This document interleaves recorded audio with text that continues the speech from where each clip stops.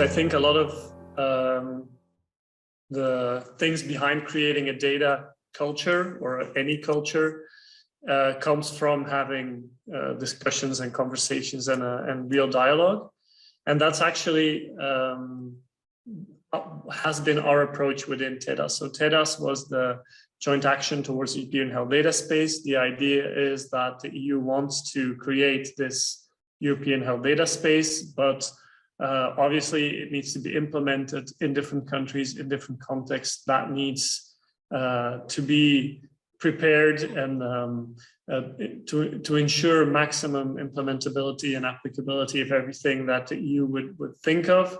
The idea was, let's bring together different member states so that they can sort of talk about what a European health data space should look like. And one of the work packages within the European health data space was a work package on citizen engagement, because the idea is that obviously one of the most important stakeholders in the health data ecosystem is the citizen and the patient.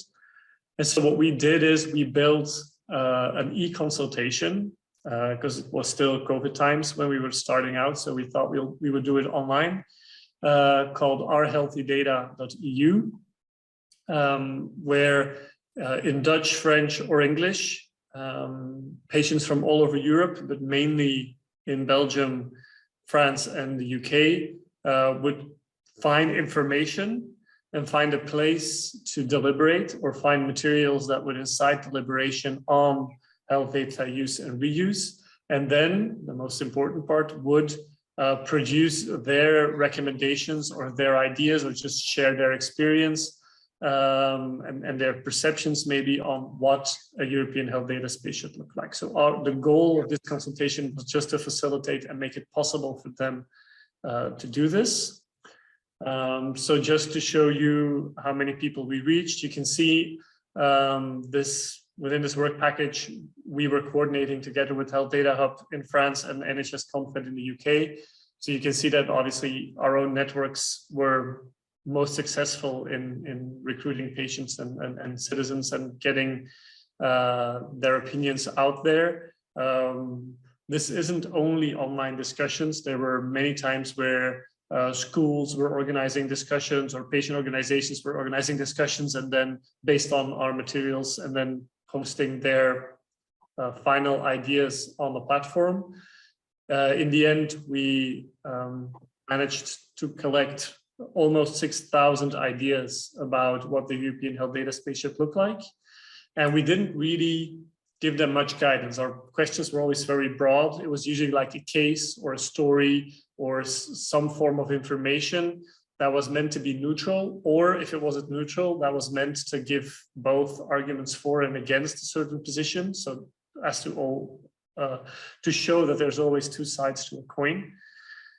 And then what we came up with when we were analyzing all of their contributions, because our final deliverable or the thing that TEDAS expects from us is to sort of tell them this is what citizens want from European health data space, and this is when citizens will trust in the European health data space. And so what we found is basically that citizens in general think of data as a relationship.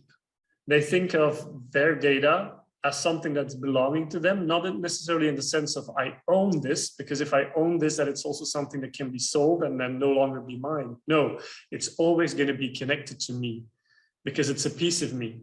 It's a piece of my identity. It's a piece of my history. And in that sense, it's actually me. And so any data user or any framework within which my data enters, it's like that place is entering into a relationship with me.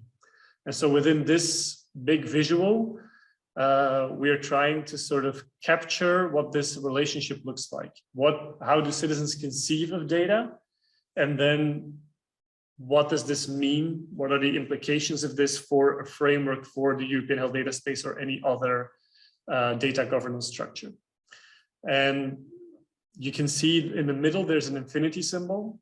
And that's actually the main point. The main point is that it is infinitely complex, that it can always change, that it's a lot of moving parts. and that it's never going to be perfect. But that's what trust is all about. Trust isn't about a step-by-step perfect description of everything that's going to happen and then signing your consent or signing off on this. That's the opposite of trust. When you're distrusting something, that's when you want to see everything written. That's when you need a very, very, very precise contract.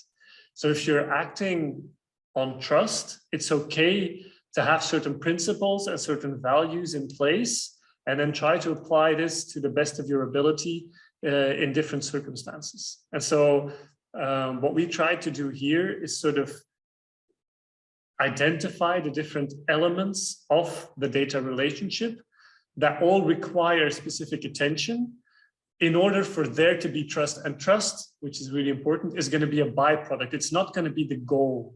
It's not going to be like, hey, now we want to win citizens over and they're going to trust us. No, if you take care of the data relationship and of all these elements of the relationship, then trust is going to naturally follow.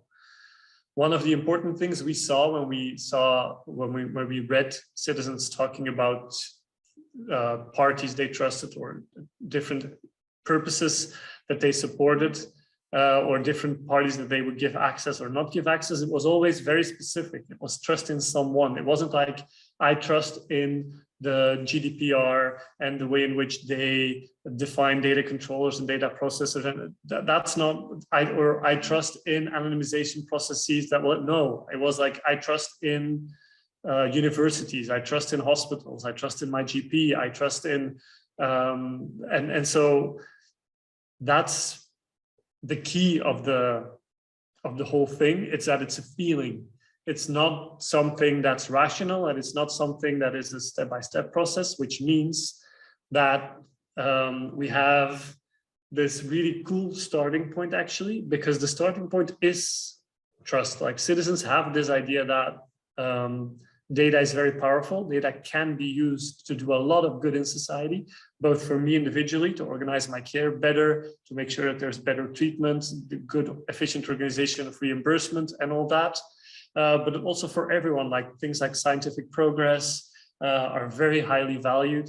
So the common good was a very big theme within the 6,000 contributions that we analyzed. And so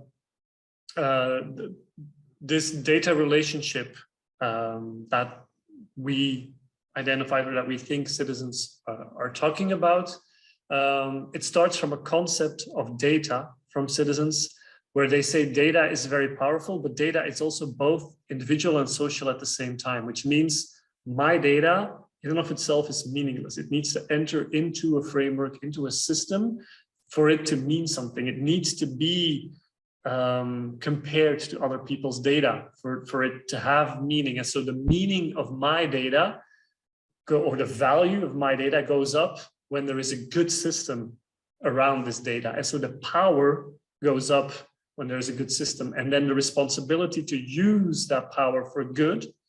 And what we mean by good here is something that should be defined together with citizens. So if you would call it just profit or just increased utility, that is something that citizens probably would not agree with. But if you would call it increased health, better well-being, better treatments for specific diseases, those are things that will incite trust in citizens. And so you can see here that citizens talk about risk. So this power, there's a risk of discrimination, there's a risk of private life, there's a risk of data security risks. These all need to be mitigated. The purpose needs to be something that citizens can get behind. Anonymization is a very big thing that they're aware of, that can be a very powerful tool to safeguard data, which can also be done in various different ways. But the important thing here is that whatever happens on the framework end completely changes whenever one of these elements changes. If we're not anonymized, then there need to be more safeguards, higher risk mitigation, and it's only acceptable for certain purposes. When a commercial actor is involved, again, all of the assessments from citizens changes. So it's a balancing act. It's a continuous relationship. A relationship takes work. It's not a one-off. And so citizens are willing to trust what we call this conditional beneficence, like they see the potential benefits and they want to support it. but that means that there needs to be sufficient attention for the different elements within the data relationship. Thank you for your attention.